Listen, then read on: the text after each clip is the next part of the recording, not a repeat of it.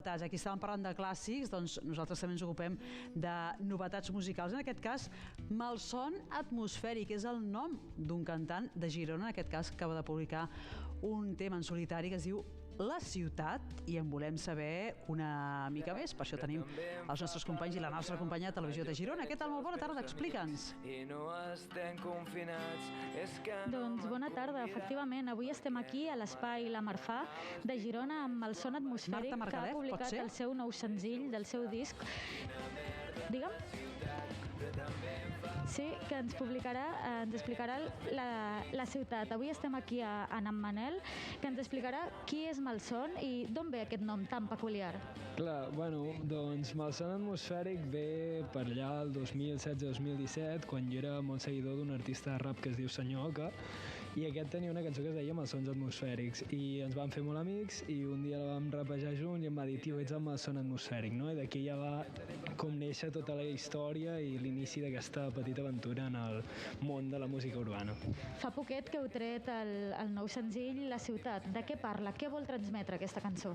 La ciutat transmet moltes coses. Crec que sobretot és una mica aquesta sensació d'estar amb els nostres amics i tenir allò de voler menjar-nos el món i alhora sentir que el món se'ns menja a nosaltres, no? Al final, amb tota la situació de confinament, de tot aquest món que hem viscut últimament, ha sigut molt complicat gestionar tot el que ha sigut, i crec que la ciutat vol transmetre això, les ganes de viure, les ganes de ser feliç, com sempre, saps? I per què es titula La Ciutat?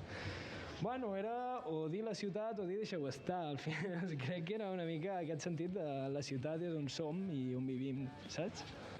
Doncs ara parlarem amb un altre dels components, amb el productor de Malson Atmosfèric, que ens explicarà aquesta mescla de dos gèneres que compon la ciutat. Com ha sigut produir aquest single? Bé, bona tarda.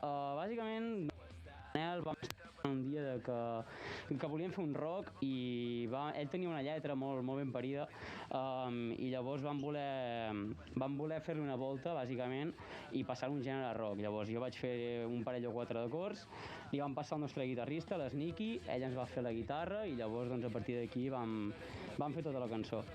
I a partir d'ara, quins són els vostres projectes a curt i a llarg plaç? Teniu concerts, festivals? Sí, bé, tenim un concert el 28 d'abril.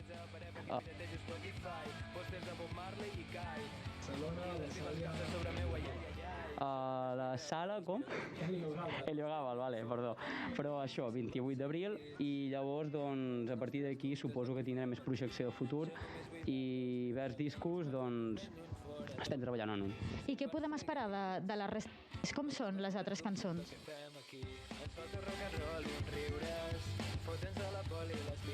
Doncs sembla que tenim algun problema amb aquesta connexió. Ens quedarem amb les ganes de poder escoltar aquest senzill de La Ciutat, d'aquest cantant gironí. En tot cas, ens quedem amb aquestes ganes i no deixarem la música, això sí que no, però de Girona passarem cap a Lleida